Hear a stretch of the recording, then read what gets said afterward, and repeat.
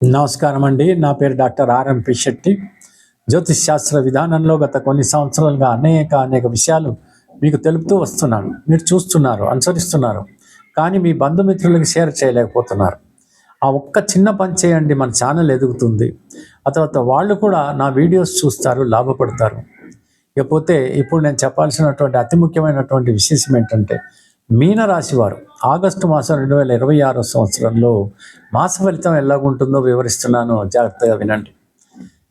మీకు అంటే మీనరాశి వారికి అదృష్టం అనేటువంటిది ఈ ఆగస్టు మాసంలో కలిసి వస్తుంది. దానికి కారణం ఏమిటంటే, షష్టమంలో ఉన్నటువంటి గ్రహాలు కానీ, ఆ తర్వాత గురువు ఈ యొక్క శనైశ్చరుని వీక్షించటం కానీ, ఇవన్నీ కూడా కారణాలు అయ్యాయి. వ్యయంలో రాహు ఉన్నాడు. అయితే ఈ రాహు వల్ల కొంత ప్రాబ్లమ్స్, అంటే కొన్ని సమస్యలు ఏర్పడినప్పటికీ కూడా ఏదో ఒక విధంగా ఎన్ని సమస్యల్లో నుంచి కూడా మీరు బయటపడేటువంటి పరిస్థితులు ఏర్పడతాయి. దైవం బాగా అనుకూలిస్తాడు. ఒకవైపు ఏలినాటి శని నడుస్తుంది. అయినప్పటికీ కూడా దైవం అనుకూలించడం వల్ల, గ్రహాలు సహకరించడం వల్ల అనేక రంగాల్లో నుంచి, అంటే కష్టాల్లో నుంచి బయటపడేటువంటి అవకాశాలు కనపడుతున్నాయి. ఇకపోతే మీరు తప్పకుండాను ఎట్టి పరిస్థితుల్లో హనుమాన్ చాలీసా చదవండి, విష్ణు సహస్రనామాలు వినండి. ఇక చూడండి, మీరు ఏమనుకుంటారో అది జరిగి తీరుతుంది.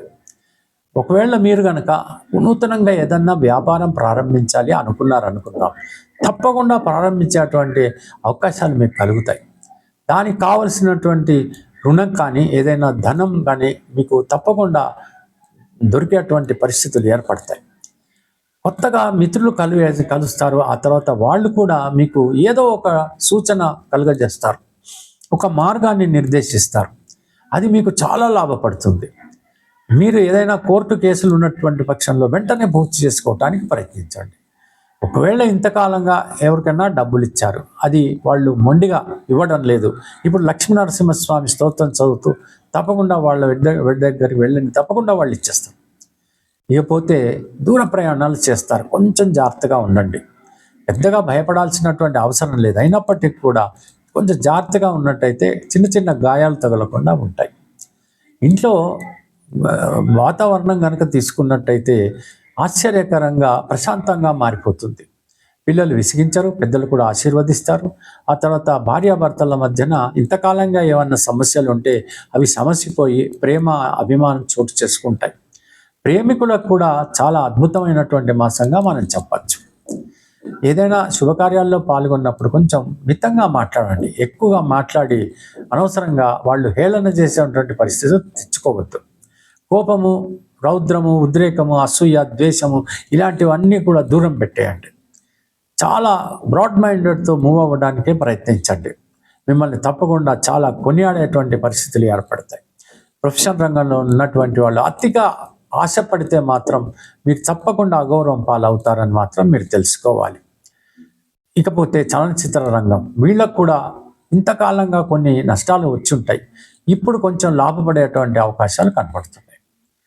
ఆర్టిస్టులకి పని దొరుకుతుంది, టెక్నీషియన్స్ కూడా పని దొరుకుతుంది, చాలా బాగుంటుంది. డిస్ట్రిబ్యూటర్స్ కూడా డబ్బులు సంపాదించేటువంటి అవకాశం నాకు కనపడుతుంది.